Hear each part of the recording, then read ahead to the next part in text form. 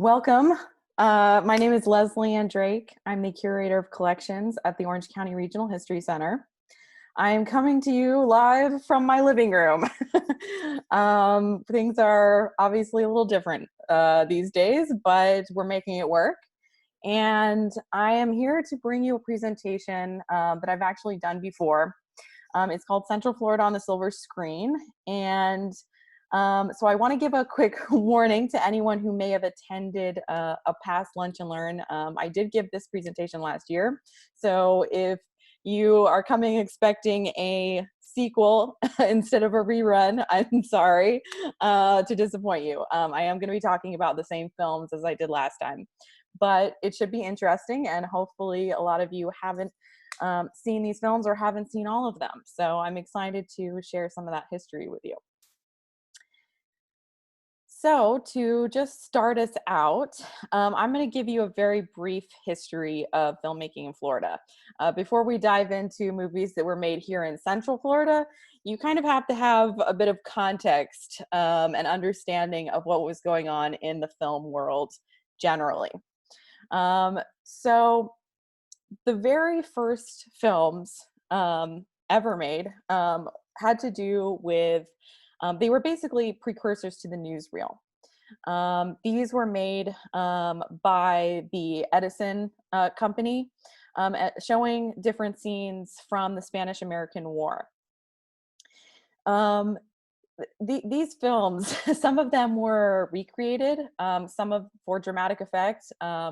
Some of them were actually shot at locations like Tampa, where they were unloading and loading supplies and troops and things like that.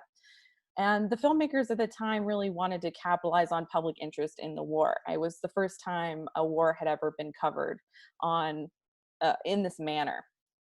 So this is sort of where our story of filmmaking in Florida starts. However, it got going after that pretty quickly. Jacksonville, for a while in the early 1900s, was actually booming as a center of filmmaking, even faster than Hollywood. There were a number of reasons for that. First of all, in the days before modern lighting, filmmakers needed sunlight. They needed natural sunlight to be able to make their films. So what better place to come than Florida? Also, the location was convenient for shipping and rail transportation. And things were cheap. Land and labor was cheap to get here. So they could create these big studios, which is what they did. The first studio to come and stay in Florida was KLM. And they came to Jacksonville and they built a huge studio complex where they could have different companies of actors and actresses and crew and everything all set up on sort of an estate that they had there. And various other production companies followed them. And until really Jacksonville was one of the centers of early filmmaking. Unfortunately, that didn't last. You'll see, actually, I should have talked about the Bouncing Baby. This was one of the, an early example of a comedic short that was produced by a company called Vim, who later went out of business. You know, these films, they were shorts. They were not feature-length films, right? And a lot of them were very popular. For a long time. They made a lot of money. They maybe weren't critically well received, but audiences loved these types of films. But one of the problems that started happening was that the local Jacksonville residents didn't really appreciate these films. You'll see in Bouncing Baby, there's like a car chase scene. Residents really didn't like the disruption of the car chases. They were also just, the filmmakers played fast and loose a lot of times with various scenes that they had to create. One instance, they needed a mob scene, and so they gathered over 1,300 people together to make this mob scene. And they actually formed a mob, and like 2 buildings were destroyed. They would also, if they needed, like, you know, if the fire department to show up to put out a fire, they would actually call in a false alarm to the fire department occasionally. In another instance, they needed a crowd scene, so they told everybody that someone was going to do this parachute jump from a high building. Um, but nobody, like everyone showed up waiting for the thing to happen and nothing happened. They just needed a crowd scene. So there were things like that that people really didn't like, and sort of the more conservative members of the community weren't cool with their filming bank robberies on Sundays and things like that. And they thought, you know, that the car chases in the street were dangerous, which they were. Um, so in 1916, the mayor of Jacksonville at the time, Jet Bowden, he was a big supporter of the movie industry. But in 1916, he was ousted. It was a huge upset. He was definitely favored to win the campaign. But he got pushed out basically by someone who ran on, partly in any way, on a platform of, we don't want the movie industry here anymore. Um, so that's a little bit about Jacksonville. After 1916, things kind of started to decline in terms of the filmmaking there, and World War I actually also caused some problems. People were diverting their interests away from film, and there were different shortages, and just the financial aspect wasn't really coming together. So a lot of these firms, including the one who made Bouncing Baby, they collapsed, and they, you know, were no longer in Jacksonville anymore. So moving on, the 1910s and 20s were really a period of experimentation in filmmaking. The very first Technicolor film ever made was called The Gulf Between, and it was made here in Florida. These 2 professors from MIT wanted to make see if they could make a color film. It was the first time anyone had ever really tried to make a commercially viable product with using Technicolor, and it didn't really work very well. People, when they saw it, they were enamored of the Technicolor. They were like, this is the wave of the future, but it wasn't. It was too expensive and complicated to do the process that they had worked out. And actually, on the slide, you'll see I have a picture there of the railroad car that they outfitted as a film production lab to make this. So even though their version of Technicolor didn't become a success, it was sort of the first in a series of experiments with Technicolor until eventually we had true Technicolor film. And The Gulf Between actually is considered a lost film. There's only very short segments of it that survive, which is why you only see this one little picture of it here. Another innovation came from a man named Richard Norman. He created Norman Studios in Jacksonville, and he was a white man, but he firmly believed that African Americans should be portrayed in film in all different roles, including as heroes and in unconventional roles. And for the time, this is, you know, the 20s, for that time, this was a radical thing because most African Americans in conventional or like mainstream films were typecast in roles that were extremely racist. So there weren't really any movies depicting African Americans differently. But Richard Norman was one of the people who tried to change that, and he made a number of extremely successful films using all Black crews and casts and marketing them to Black audiences. At this time, of course, segregation was in full swing, so theaters were segregated, and these films played in those theaters as well. A number of his films are really famous, but one I want to point out is The Flying Ace. Richard Norman was reportedly, he was inspired to make this film after meeting Bessie Coleman, who famously was the first female African-American pilot in the United States, and for a while lived in Orlando, as many of you I'm sure will know. So he was inspired by Bessie Coleman to make this film, and Bessie Coleman, of course, I mean, she tragically died in an air accident, but she left a major legacy for pilots, for women, for African Americans, just for many, many people were inspired by her life. And this is one of those films that sort of came out of her legacy. And actually, Norman Studios is, I believe it's the last studio building that is still standing in Jacksonville from that original group of production companies.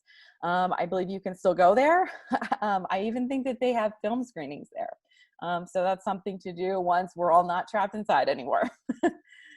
Also during this time, the first sound and video was paired together to make what they called talkies. At first it was just music playing, but eventually they had synchronized dialogue as well. And the first talkie ever to be made in Florida was Hell Harbor, starring the Latin bombshell Lupe Velez. And this was a really interesting film as well, because in addition to having synchronized dialogue, it experimented with different sound techniques. So if you get a chance to watch it, listen for like the squeaking shoes and things like that, that are additional sounds providing atmosphere to the film.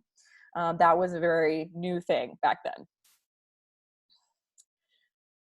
Also during this period, this was a very big period in Florida filmmaking.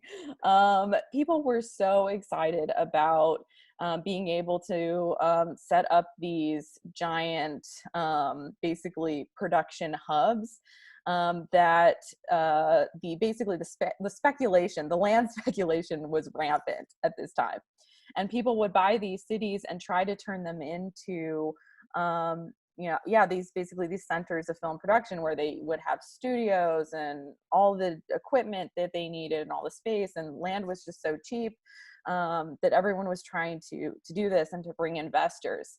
And unfortunately, a lot of them, when the real estate market imploded, a lot of them went belly up. These are a couple examples. Actually, if you've ever wondered why Hollywood, Florida is named that, it's because that's sort of how Hollywood started. Originally, it was called Hollywood by the Sea. But actually, Hollywood was one of the more well-planned cities. It was just sort of, its name was trying to attract Hollywood investors. But these other examples you see were a lot less well-planned. There was Picture City near Hope Sound, and Sun City south of Ruskin. And actually Sun City, during the Great Depression, it went totally bust and was sold for $100 in 1932.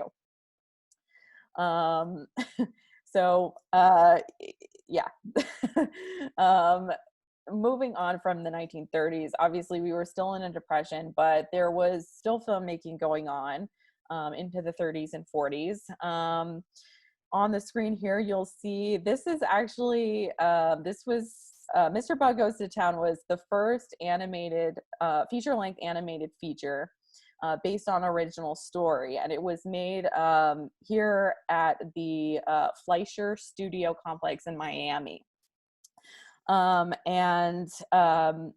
You'll also see on here, I have the poster here for Moon Over Miami. There were a number of films being made in this period, and Moon Over Miami is really the first time we see Central Florida pop on the screen, on the silver screen, if you will, because different outdoor scenes in that movie were photographed or shot at Cypress Gardens, which opened in 1936. And I'll talk more about Cypress Gardens later because it was a big draw for filmmakers. But Until this time, most of the filmmaking was happening in places like Miami and Tampa, St. Petersburg, Sarasota, Jacksonville, places like that. And not many films had really had a reason to come and shoot in Central Florida until Cypress Gardens showed up. After the war, there was a boom in filmmaking. Basically, filmmakers turned from reporting on the war back to making things entertaining and going out on location and shooting. So these are just a few examples. The Yearling, of course. The Yearling actually had a very troubled sort of history. They tried to make it for 7 years. The first time they tried to make it, it was, they went out to the Ocala wilderness, and the star, Spencer Tracy, couldn't find a bar, and things were not good. He was not really having it, and the kid and the fawn had growth spurts, so there was not really much continuity, and they were just having a lot of issues, not to mention, of course, the heat and the bugs and all of the problems that come with trying to make a film out in the wilderness outside of Ocala. So they scrapped that first production, and then after the war, they came back and made the version with Gregory Peck.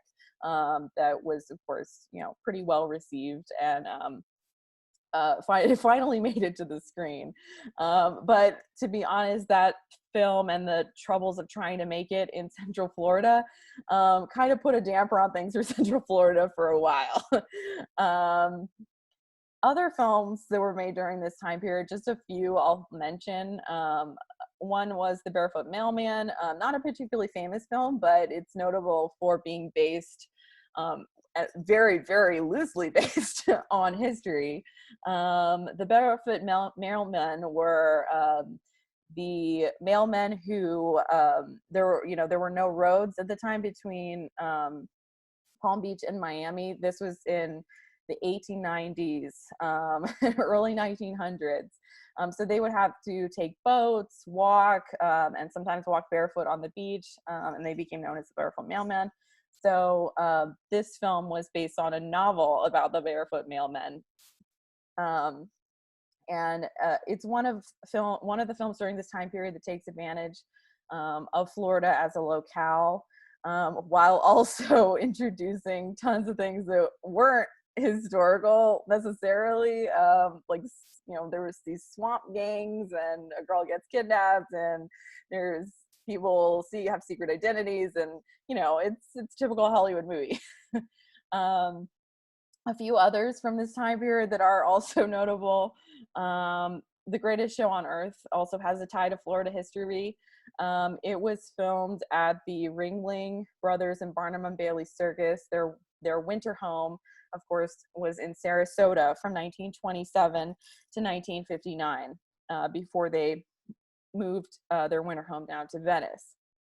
And the movie was shot there, and the actors supposedly were made to learn trapeze and interact with the elephants and kind of do their own stunts, basically.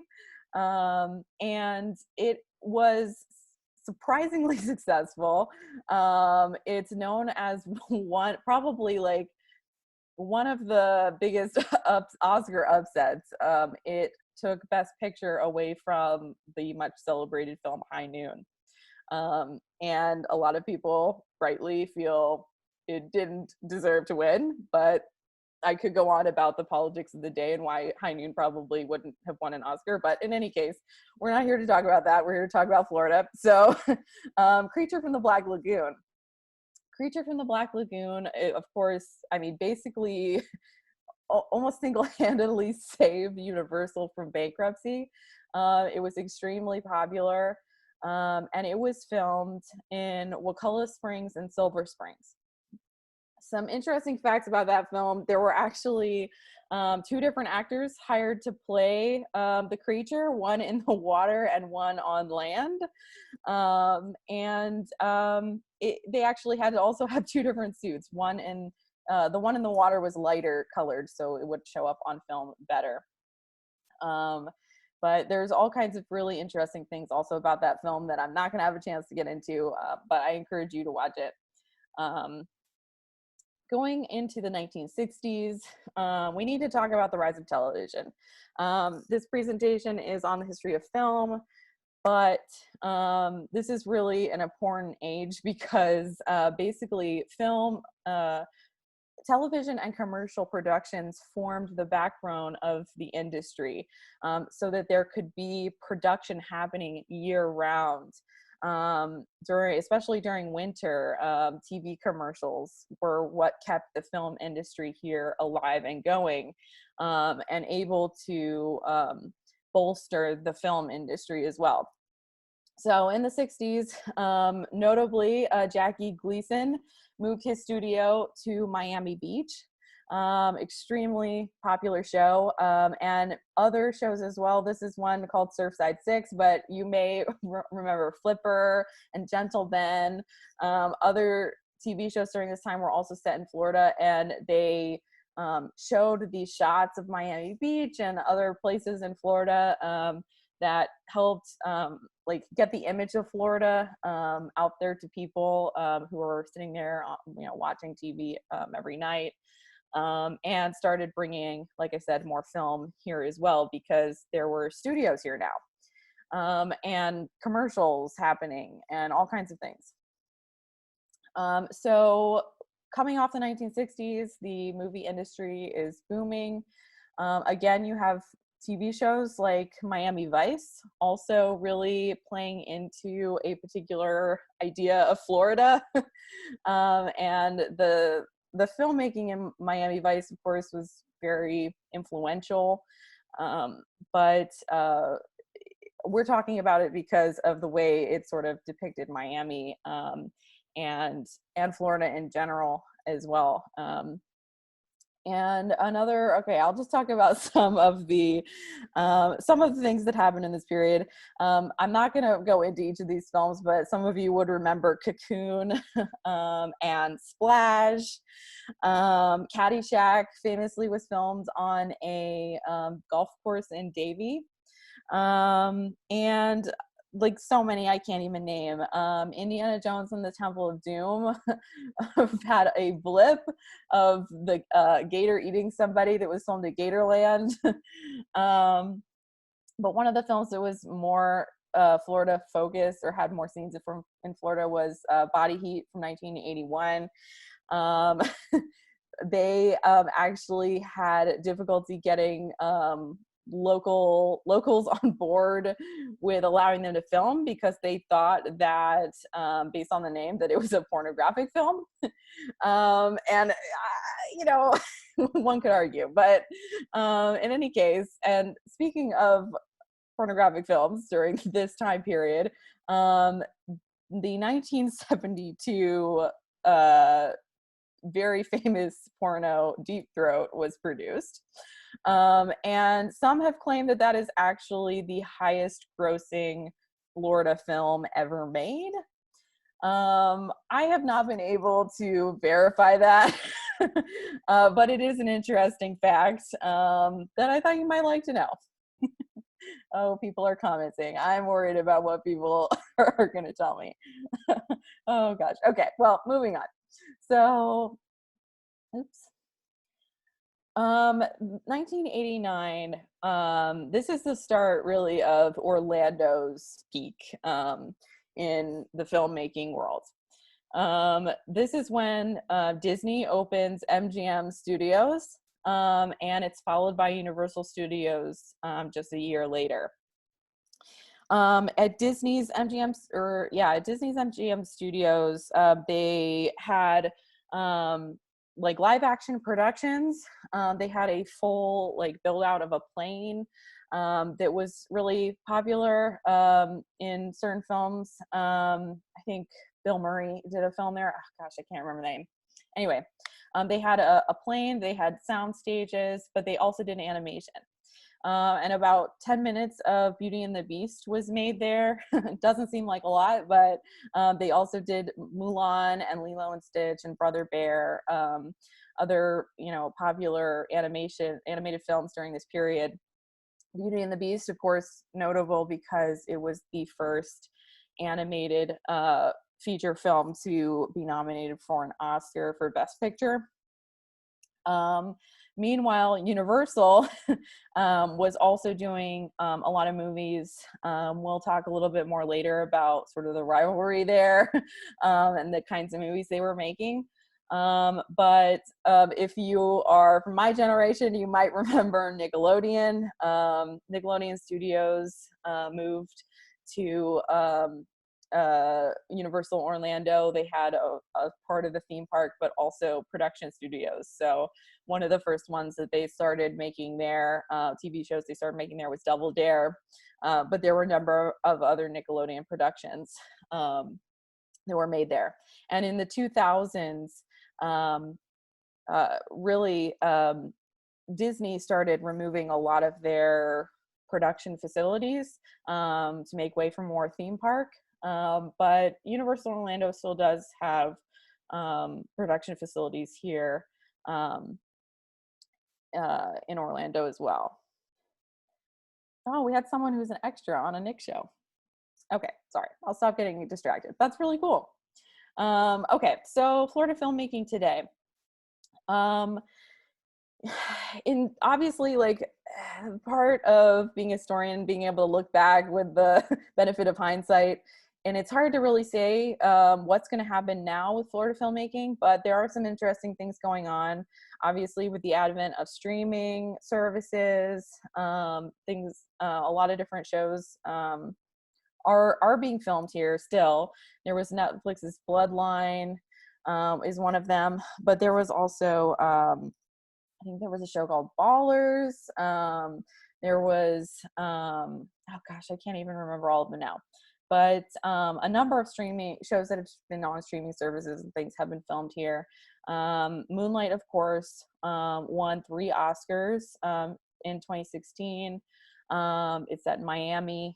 And it's hard to say really what's going to happen with the filmmaking industry in general, because in 2016, the state of Florida ended a lot of the tax incentives for filmmakers to come to Florida.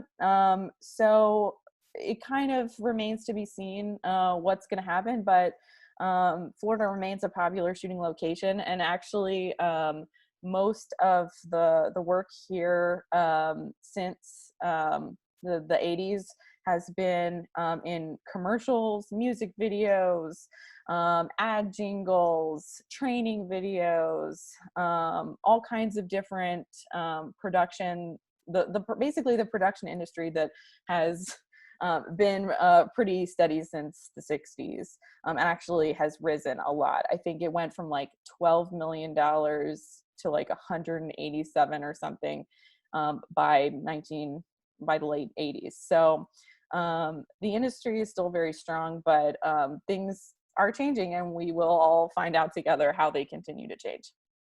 So that's a very brief history of filmmaking in Florida. Now I'm going to tell you about, and it's going to be a bit of a whirlwind, I'm going to tell you about some films that were made in Central Florida. You may have seen some of these, others you may not have seen. I'm sorry if I don't mention your favorite film, but I tried to pick films where you could actually still go to some of the places where they were filmed, places that have a connection to the history here. So I'm going to take you on a virtual road trip right now, and we're going to go in chronological order, starting with automobile races on Ormond Beach. So this is as far as I know anyway, this is really the first film that was made in Central Florida. And when I say Central Florida, I'm talking about the Orange County Regional History Center's definition of Central Florida for our collecting region, which is Orange County and all the counties that touch it. Obviously, it's debatable what Central Florida, you know, really includes, but that's how we define it. So that's what I'm going with for this. Now, automobile racing began at Ormond Beach in like 1903. And these were really the first automobile races ever in the United States. It earned Ormond Beach the name, or the nickname, birthplace of speed. And this film was made by a guy named Billy Bitzer. Billy Bitzer was one of the most famous cameramen of this time period. He worked with D.W. Griffith of Birth of a Nation infamy. I could spend a whole day just talking about Birth of a Nation, but I'm not going to. It was, you know, just briefly, in case you don't know, a like extremely racist film that celebrated the KKK, basically. But Bitzer worked with D.W. Griffith on that film and a lot of his films. And in doing so, kind of established a lot of the early cinematography that would become really influential later. Things like Billy Bitzer, he was the first to shoot indoors without sunlight, using artificial lighting. He used firelight and candlelight in really interesting ways. Some of you may have seen in early films what's called the Irish shot, which is you know, the black circle that expands or contracts depending on whether you're going or coming into a scene.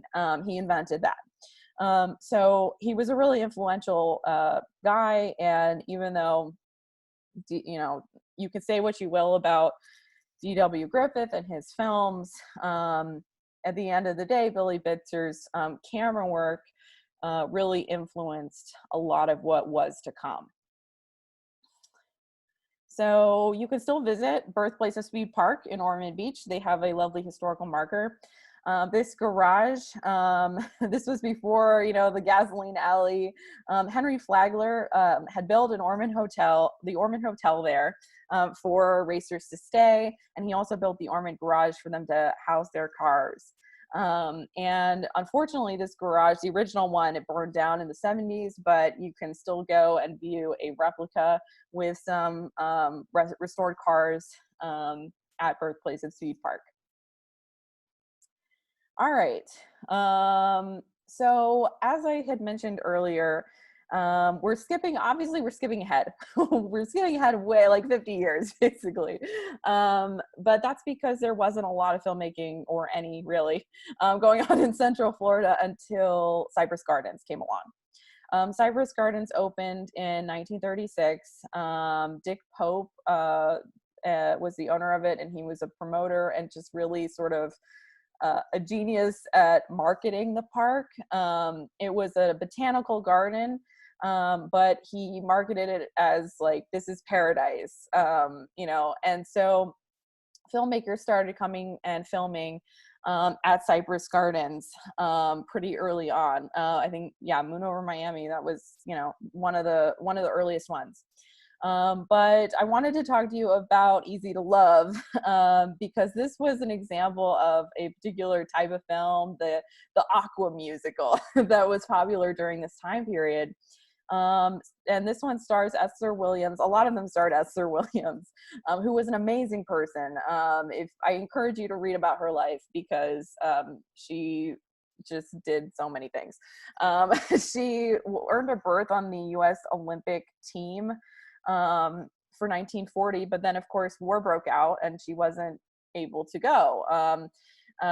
She was a competitive swimmer, and so in lieu of that, she started working as a clerk, and then eventually joined this Aqua show, where MGM scouts spotted her and recruited her basically to be a star. And they gave her, you know, acting lessons and voice lessons, and they did turn her into a star. She was one of their biggest stars of the time period, basically. So for Easy to Love, you see her, she's an Olympic swimmer, and, you know, she is doing all her own stunts here, basically. She learned to water ski for this film, and this is all shot at Cypress Gardens. one thing she didn't end up doing was at the end of this sequence, there's a helicopter jump. She did not do that because at the time she was 3 months pregnant when shooting this. And also it was just, so it was a little too dangerous, but she had also previously in a previous film, I think it was called $1 Million Mermaid. She had broken 3 vertebrae in her neck doing a 50-foot dive. And because of that, she was like, no, I'm not doing the helicopter jump. But they got someone else to do it, a equally amazing swimmer. And they had to do like multiple takes of that helicopter to get it right. But she was fine. And the movie was a huge success. I encourage you to watch it because it's, I mean, it's an interesting film, and Cypress Gardens is heavily featured. The Florida pool was built for Easy to Love. You may have seen this before, the famous Florida pool. And Cypress Gardens, as I said, it was known for its gardens, but you know, they had water skiing shows. Supposedly, the way that came about was that some soldiers who were out on shore leave or whatever came, and they were like, hey, we heard there was a water ski show, and there wasn't. But Julie Pope, Dick Pope's wife, reportedly was just like, hey, you know, kids, do a quick demonstration of water skiing for these guys. And then it became a thing. And that really kind of typifies the style of marketing that Dick Pope and Julie Pope had for Cypress Gardens. It was very impromptu. Supposedly the story goes that the Southern Belles that would just be walking around, that came about because there was a bad freeze, and they were trying to distract people from the fact that all the flowers were frozen or weren't blooming because of the freeze.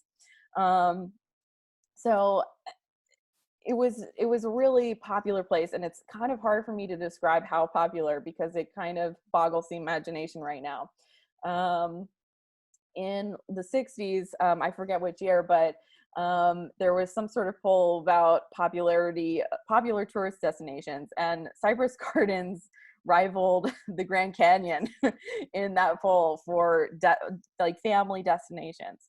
So yeah, it was an extremely popular site. And unfortunately, you know, well, Dick Pope had this philosophy, you know, if I make the image of Florida as this amazing place, then people will come here, and like me and all of the other tourist attractions will benefit. The problem with that is Disney, when Disney came in opened in 1971, it took a lot of the tourist business away from Cypress Gardens, and eventually the park did close in 2009, but it reopened as part of Legoland. So you can still go and visit Cypress Gardens. The original gardens are there, they're preserved. You can visit Lego Southern Belle and see the Florida pool as well. It's been, you know, restored. So that's just a little bit about Cypress Gardens. Next, we're going into the 50s, and we're going to talk about The Strange One for Winter Park. The Strange One was shot in part at Rollins College, and it's about guys in a Southern military academy. And what's notable about this film is that in its original form, it was based on a play. It tackled issues of homosexuality. In the film, Ben Gazzara plays a guy who's picking on another student who appears to be gay, and is maybe also dealing with his own sexuality. It's not explicit, but the fact that it was even talked about in a film of this time is pretty amazing. Unfortunately, from like the 30s to the 50s, films had to follow this production code. Otherwise, they were censored. And you can read more about the production code. It's an interesting piece of history. But what happened to this film is that once the censors got a hold of it, they cut out most of the pivotal scenes dealing with homosexuality. It basically changes it into a different film. So, I mean, it's interesting to imagine what this film would have been like if it had come out the way that the filmmaker envisioned, but it didn't. So, of course, you can still go to Rollins College. Maybe even some of you go to Rollins College or know someone who does. This was where The Strange One was made. Okay. 2000 Maniacs. We're moving into the 60s now, and 2000 Maniacs, this lovely content warning that's playing on the screen is showing you, it's basically saying what you're going to see is super gory. This is what passes for a splatter film in the 1960s. It was made by a filmmaker named Herschel Gordon Lewis. That's what his name was. And he made a series of, I think, almost 50 films in the horror genre. And I mean, he was very influential for that genre. But what I want to tell you about is 2000 Maniacs specifically, because this film, they hired all local talent from around Central Florida, and it filmed it entirely in St. Cloud. And it's about this town that lures these Yankees there basically to like brutally torture and murder them as part of this revenge for basically taking the South's revenge from the Civil War, which is kind of crazy because, I mean, especially if you know about the history of St. Cloud, St. Cloud was settled in part by Union soldiers after the Civil War. It was a haven for retired Union soldiers. So anyway, all these St. Cloud residents were hired, people who, just normal people basically, who who were cast in productions of like at Rollins and other local playhouses, like just local actors. And I mean, one person was selected because she was a beauty queen.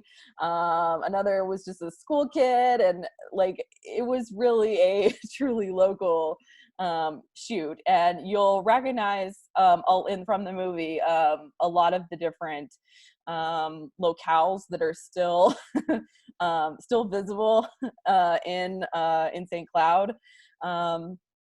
This one is, I think from, I want to say like New York Avenue.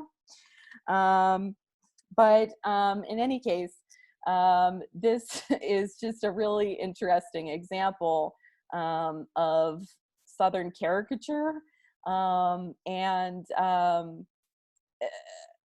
how sometimes history means nothing to the filmmakers, but it's still a really interesting thing that became part of St. Cloud. Okay, so Cape Canaveral. There's a lot of films that I could talk about for Cape Canaveral, but I'm going to talk about Marooned because this film actually, it was a space film that came out only like less than 4 months after Apollo 11. When you look at a lot of the films about NASA or about space that have been made recently, you'd be really surprised to learn how little of the film is filmed anywhere in or near actual Cape Canaveral. And part of the reason for that is that, I mean, Cape Canaveral has changed drastically since the 60s. You know, I was looking up, for example, Hidden Figures. Where was Hidden Figures filmed? Well, it was filmed in like Georgia or somewhere. But that's because the campus, doesn't look anything like it would have in that period, which makes sense. So Marooned, though, it was filmed as Apollo was the Apollo missions were happening. Every night, people would come and sit and gather with their family and watch news updates. So they were familiar with this topic, and the filmmakers from Marooned really wanted everything to look as authentic as possible. So they actually worked with NASA to create the sets, the mission control room, the headsets, the chairs, the capsule. Everything was extremely accurate, or at least passed for accurate. A lot more than other films. Other films of this period, if they needed a rocket launch or something, might use stock footage. But this film actually had, they shot flyovers of Cape Canaveral. Everything was pretty meticulous in its accuracy. It's about some astronauts who are stranded in space and losing oxygen. And actually, later, when Apollo 13, the movie Apollo 13 was made, they did an interview with Jim Lovell and his wife, where they said that this movie, Marooned, gave Marilyn Lovell nightmares. So, I mean, it's an interesting piece of history. But it wasn't, unfortunately, super well received. It won, I think, an award or an Oscar for its effects, but the story kind of wasn't, it could have been better, probably. So that's why you may not have ever heard of this one. Okay, so Honky Tonk Freeway. This is another movie that flopped, basically. Actually, to say it was a flop was kind of an understatement. I think the budget was like $25 million and they made like $2 million. So but this movie transformed Mount Dora for 2 weeks. It's about a town named Ticklaw. It's basically like this highway has been built, but there's no exit to Ticklaw. So the residents do all of these insane things to try to convince the Florida governor to build an exit to their town, so they can bring the tourists. There was a highway explosion scene. I don't think it's in this clip, but that was filmed on I-75 near the University Parkway exit. They actually did blow up part of the highway as part of the construction. But most notably, they painted Mount Dora pink. Not the whole town, just part of it. This was on Donnelly Street between 4th and 5th. Some of the businesses they actually painted with the promise to repaint them any color the owner wanted afterwards. Others, they had built pink facades that they put up. So this is what a lot of people remember, is when Mount Dora turned pink. But also Bubbles the elephant, an trained Indian elephant, was seen water skiing on Lake Dora.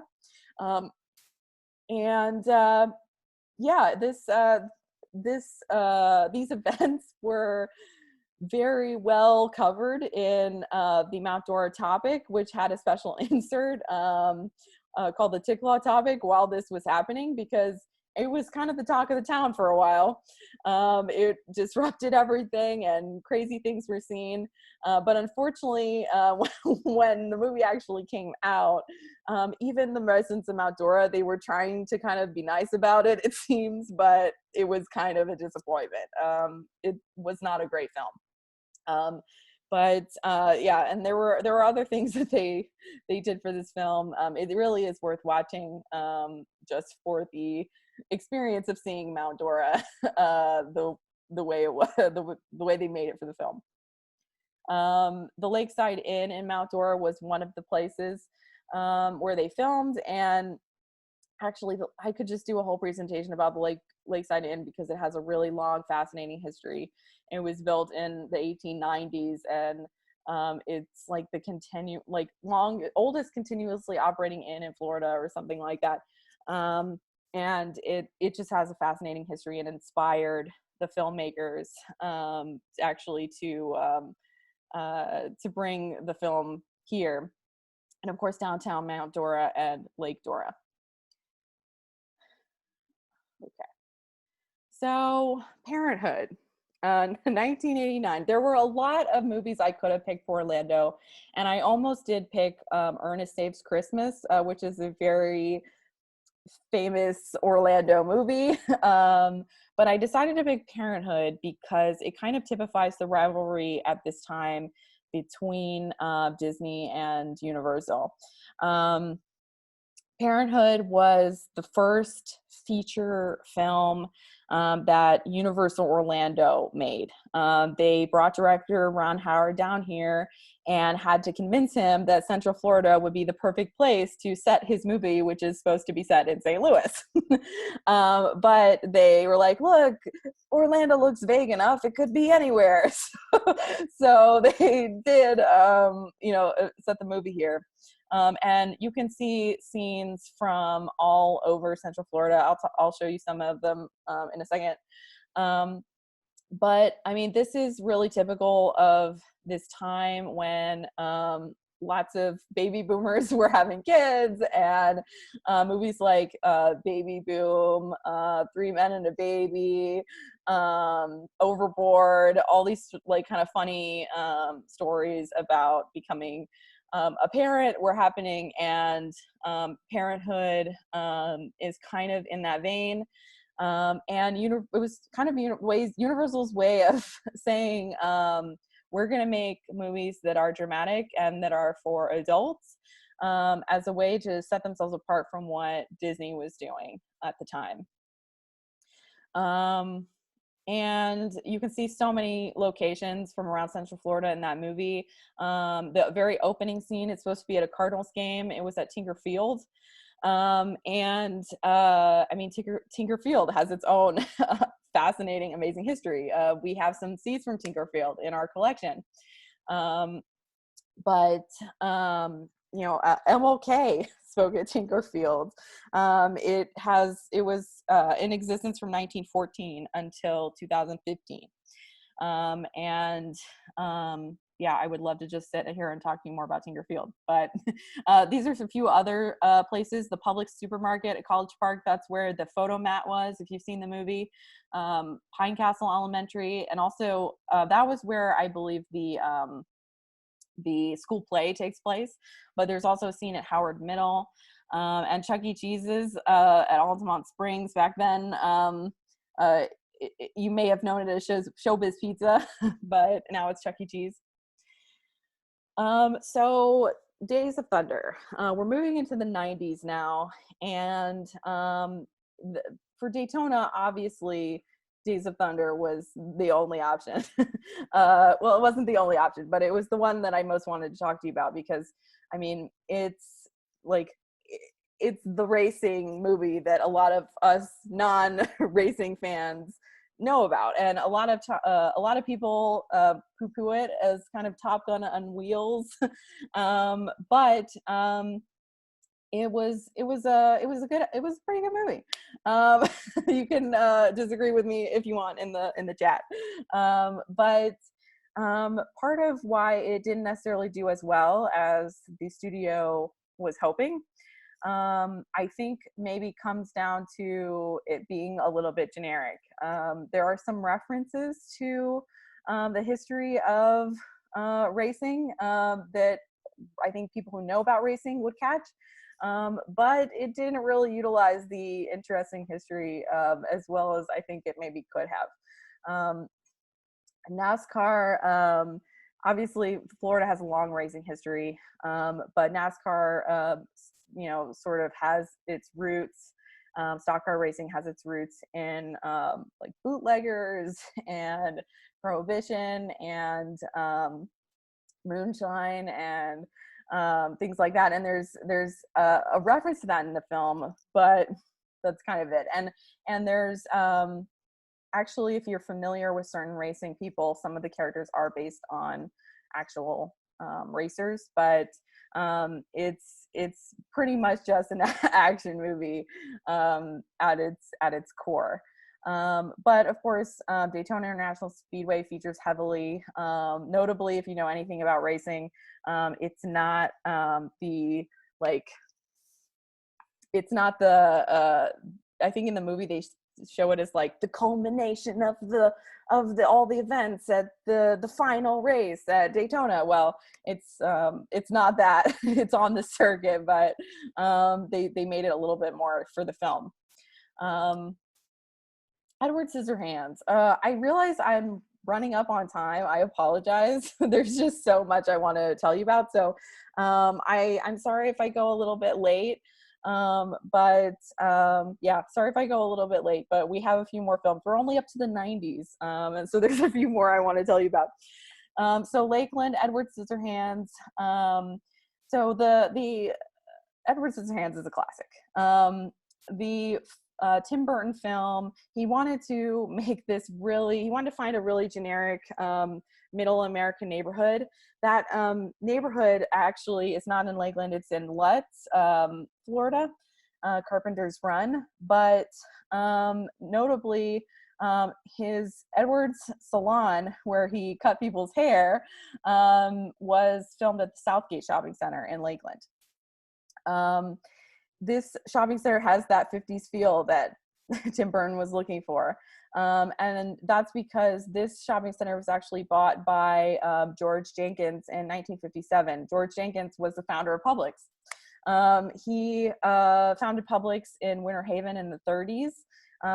And from there, had more stores. And in 57, he bought this shopping complex with the idea that, a grocery store just sitting on its own won't get much business, but if it's part of a shopping complex or anchors a shopping complex, it'll do better. And he was right. And it seems like common sense now, but back then, strip malls were kind of a new idea. So George Jenkins was kind of ahead of the curve on that, and he built this Southgate Shopping Center where Edward's salon was. For Ocoee, I picked My Girl.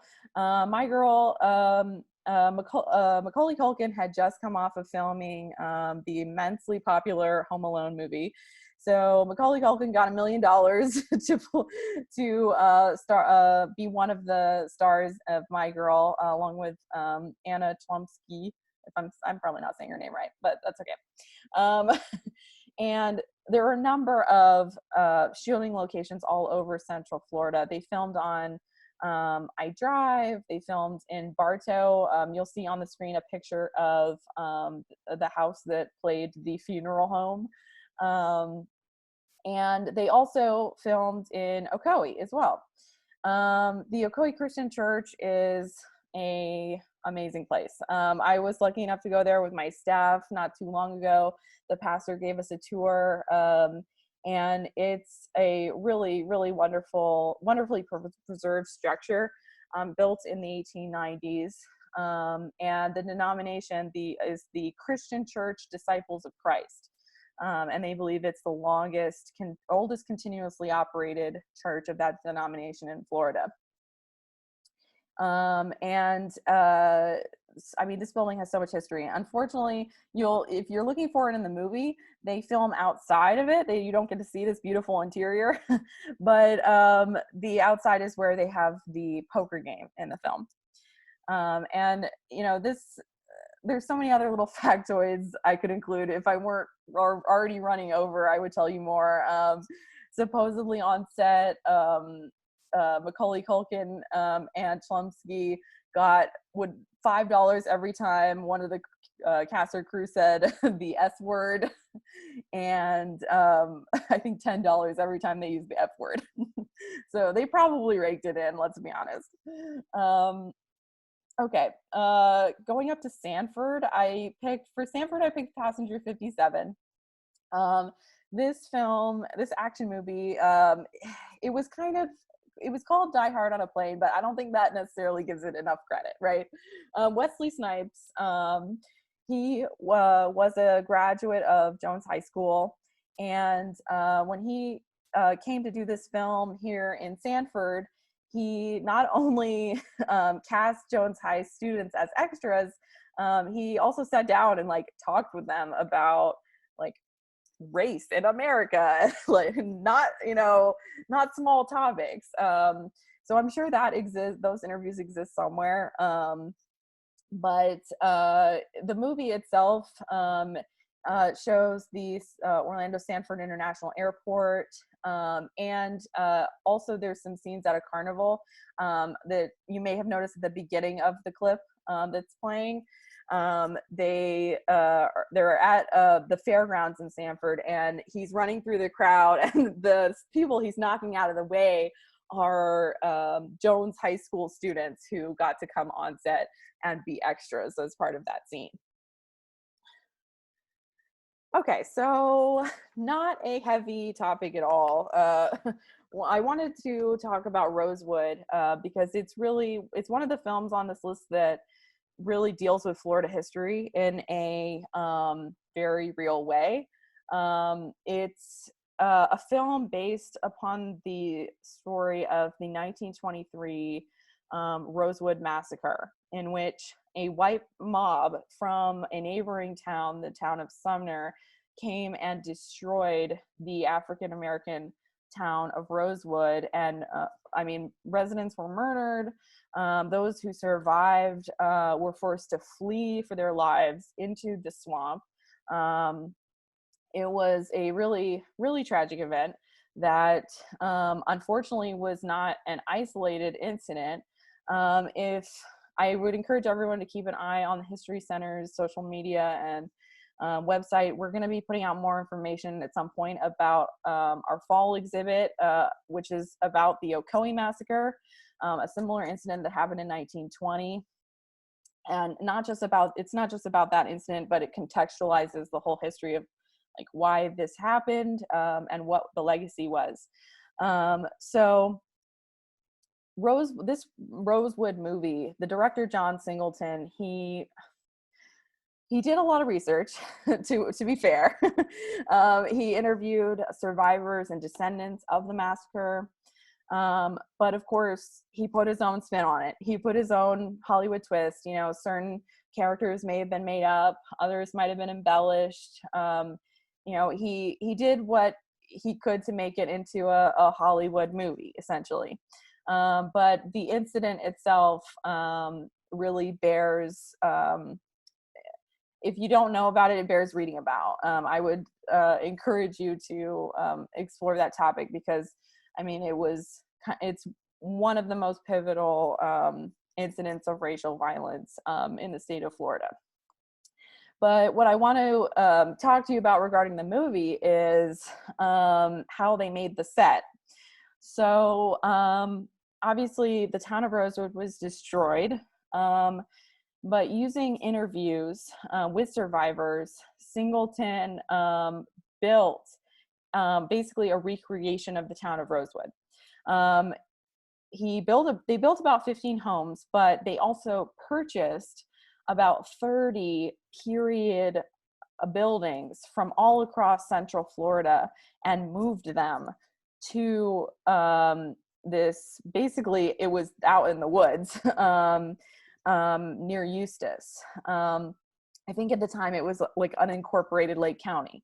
And they built this whole town from scratch, basically, trying to make it look as authentic as possible, like based on descriptions of what Rosewood looked like.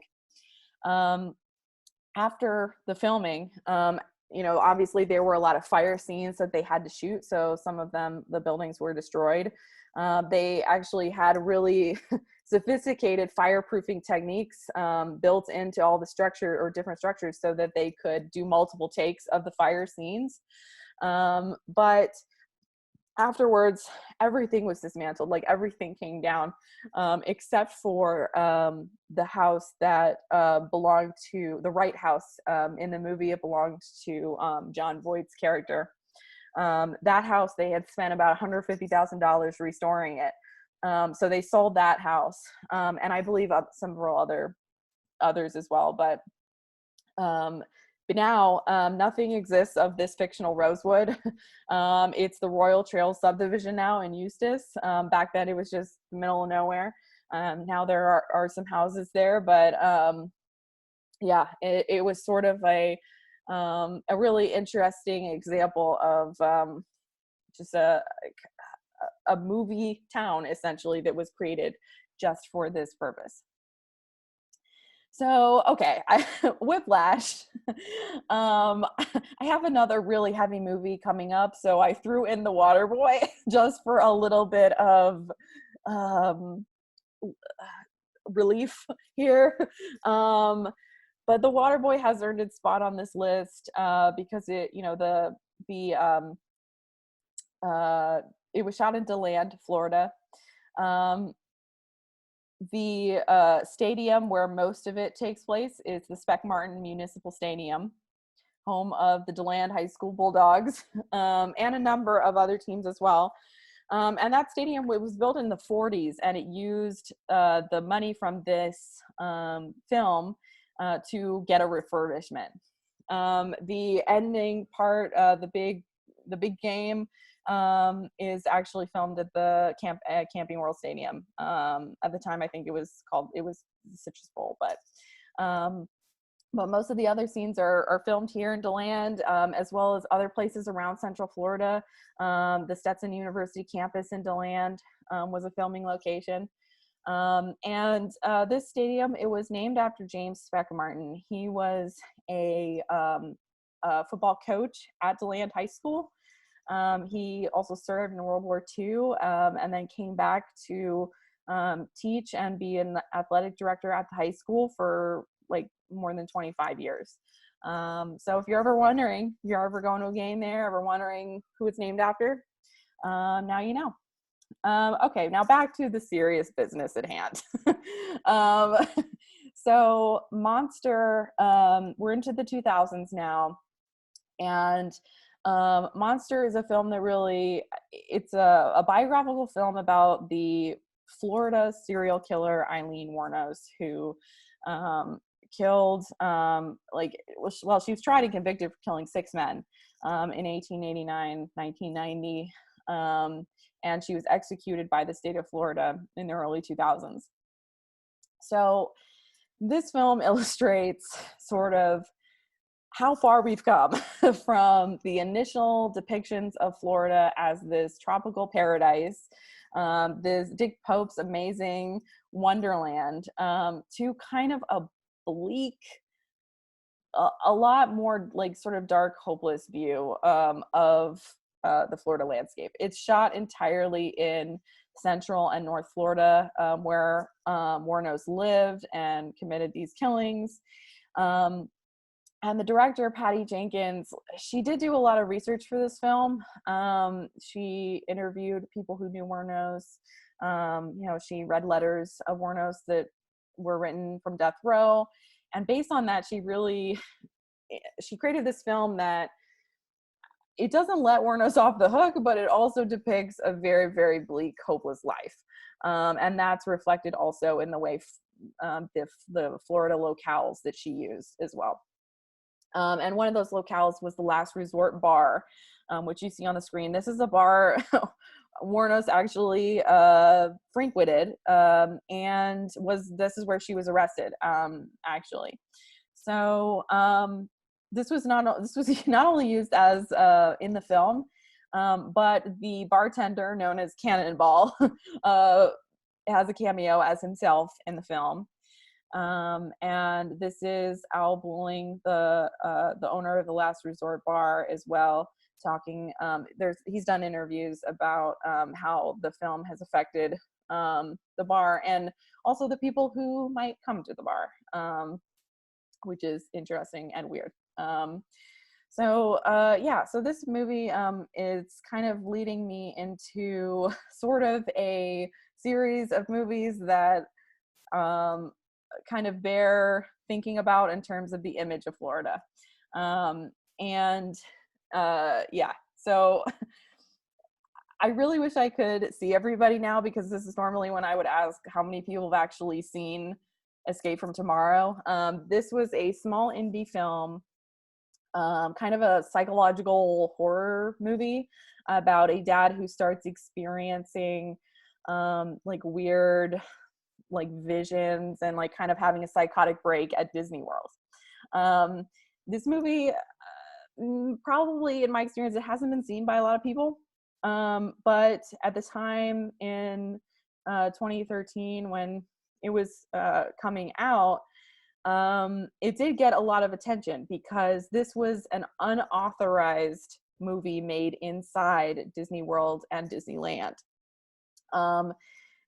There's no way Disney would have approved this movie to be made. I mean, there's parts of it where Disney princesses are depicted as prostitutes, and there's Disney characters like trying to crush a small child, and there's simulated suicide in the park, and like all kinds of things. Like, I mean, yeah, it's no way Disney would have liked this to have happened in their park.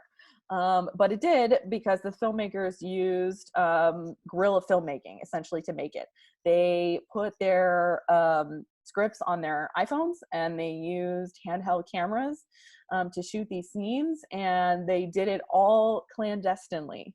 The filmmakers talk about actually at one point almost getting caught. Security approached them wanting to know, why did you just enter and exit the park? And they made something up and kept on going. And the filmmaker actually, he was a graduate of Full Sail, and he was so paranoid about Disney getting wind of this film before it could be released that he went to South Korea to edit it. But when this came out, I think there wasn't a lot of, there was some buzz at first, but not the kind of buzz I think that the filmmaker was expecting. They thought that they were going to be sued out the kazookie by Disney, but Disney decided to just let it slide. I think they took the tactic of, if we don't talk about this, it'll go away, instead of lending a bigger platform to it by going after it.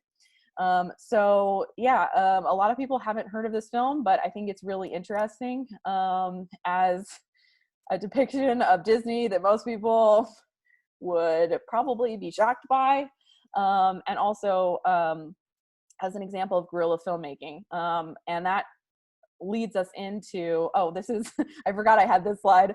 This is the poster from Escape from Tomorrow. So yeah, I can't imagine why Disney would be upset about this film. It's like they were trying to provoke Disney in a lot of ways. But in any case, that leads us into the last one I'm going to talk about. I'm sorry, I'm over time. I apologize. This new medium is kind of weird for me. But the last one I want to talk to you about is the Florida Project. This is set in Kissimmee. It came out in 2017, and to much critical acclaim. And the origin of this film is that the screenwriter was visiting his mom in Kissimmee, and they were driving by a hotel, and he saw some children playing in the parking lot. But they didn't look like tourists. And so he asked his mom about it, and he learned that there are families who just live in hotels.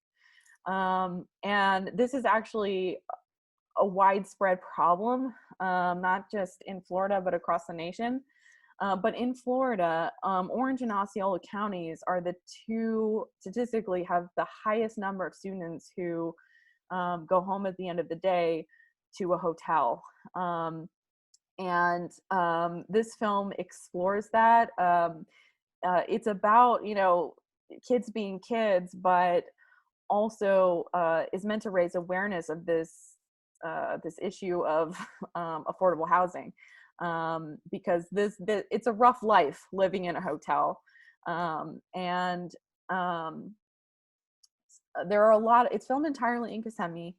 There are a lot of locales you might recognize. The hotel where the characters live is the Magic Castle Inn and Suites, which has a very unique look and is easily recognizable. I'm sure you've probably passed it if you've been through this area. But there are a number of other locations where it was filmed as well, like really recognizable places. And the very last scene of this film is actually shot in Disney World. And the filmmakers employed the same guerrilla filmmaking techniques as Escape from Tomorrow to make that scene, that unauthorized scene in Disney World. But of course, it was to a much different effect than Escape from Tomorrow. This film really, it's poignant. It raises awareness of an important issue.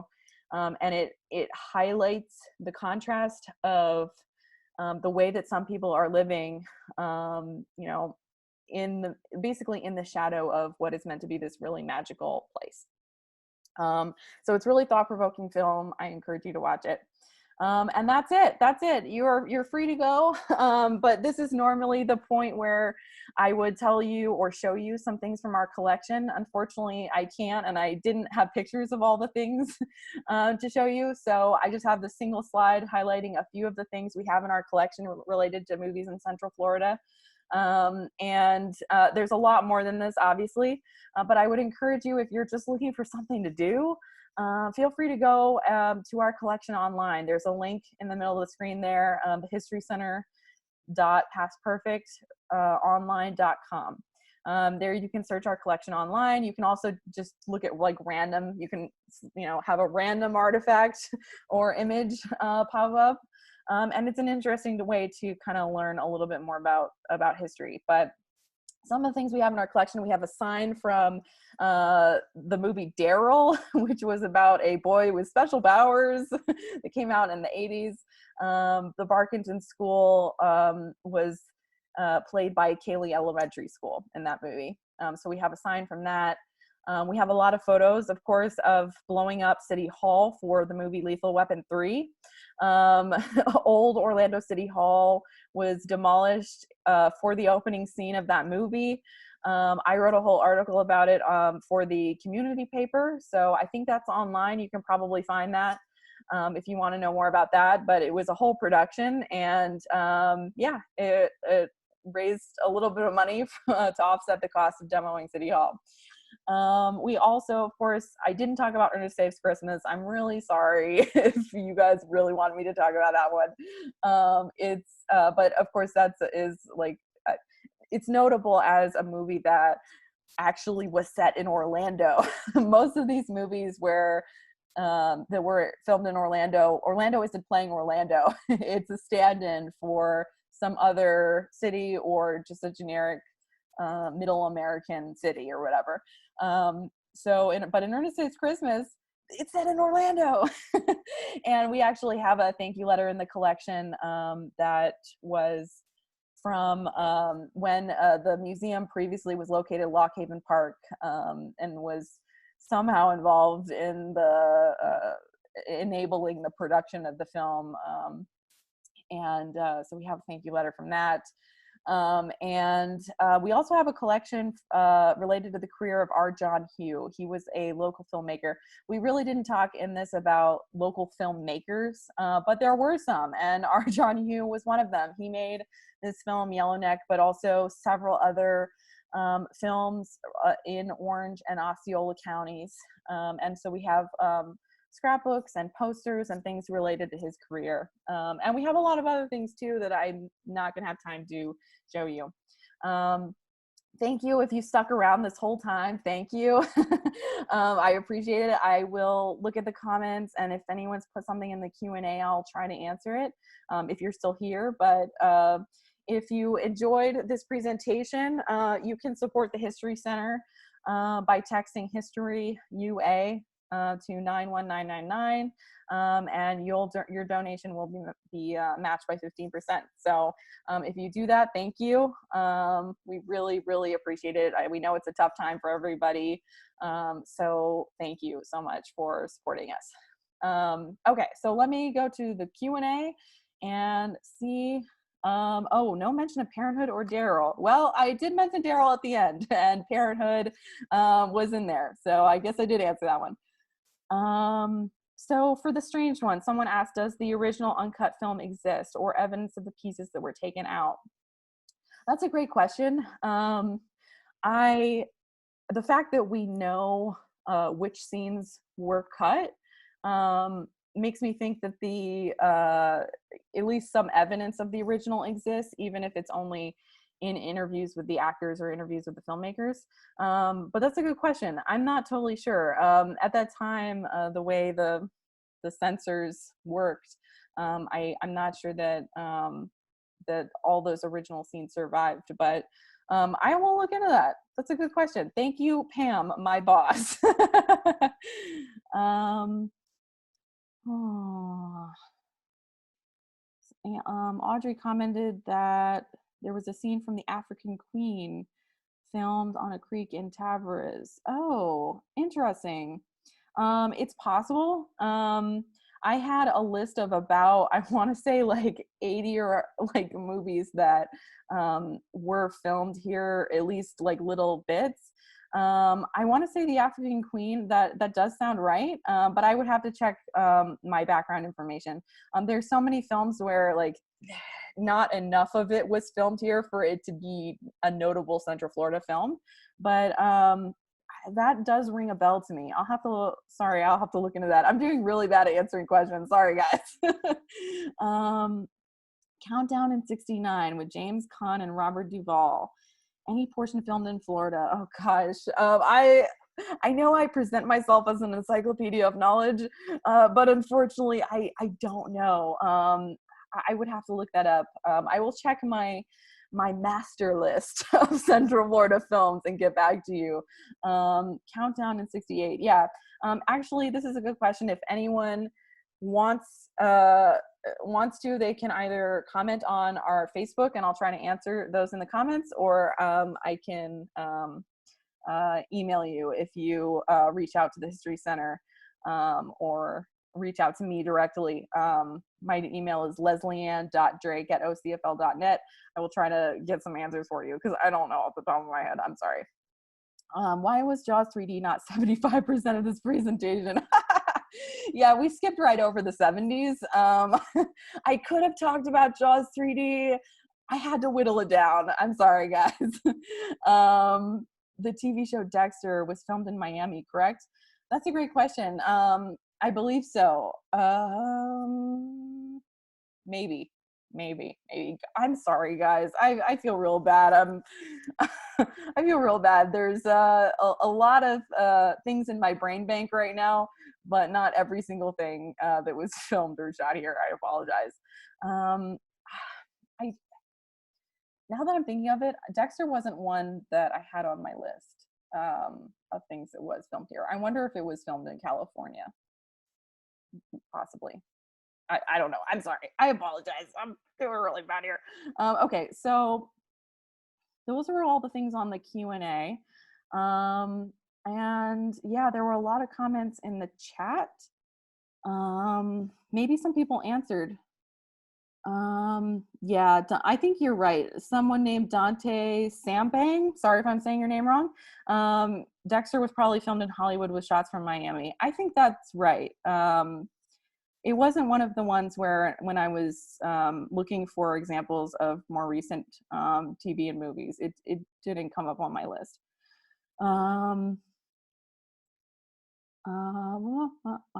Jordan Adams, that was filmed in Cocoa. I think you're talking about, I'm not sure which movie you're talking about. But comment, oh, okay, lots of people here. Oh, Countdown. Okay, so Countdown was filmed in Cocoa. There's your answer. Sorry, that one's a little late. You probably already left this presentation because I'm just rambling now. So Countdown was filmed in Cocoa Beach. Thank you, Jordan Adams, my colleague, our assistant registrar. Google says Long Beach, California for Dexter. Okay, yeah, so that's confirmed. Thank you for Googling that. The Google machine comes to the rescue. Oh, Rick Kilby, thank you for the answer on the African Queen. In 1951, the Dora Canal location was used to reshoot some of the river scenes in the now classic movie African Queen, starring Humphrey Bogart and Katharine Hepburn. Although it had been originally filmed in Africa, the Dora Canal was selected for the retakes because, other than a few residences at the southern end of the canal, it looks much like the wild river running through an uninhabited jungle. Thank you, Rick. Rick does graphic design for the History Center and is also just a really smart person who knows a lot about history. So thank you, Rick. Perfect, great. Paper Towns. Rachel's asking about the movie Paper Towns. Didn't they do some guerrilla filmmaking through downtown? Great question. Another one I don't know. can the chat or Google machine help me with that? You could probably find that out. Paper Towns, I'm assuming that's the film based on the John Green young adult novel. Yeah, so maybe somebody knows that, or someone could Google that, because I don't know.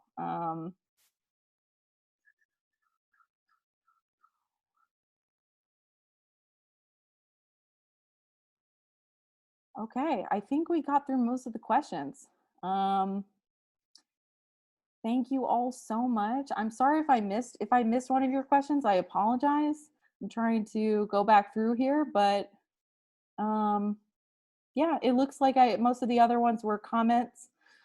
Thank you all so much for being here. I really appreciate your attention. I'm sorry for going so far over the time, but thank you. Thank you for supporting the History Center. I hope all of you are staying safe. Be safe and be well.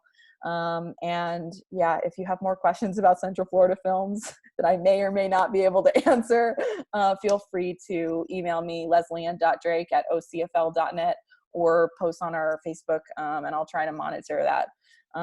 So thank you.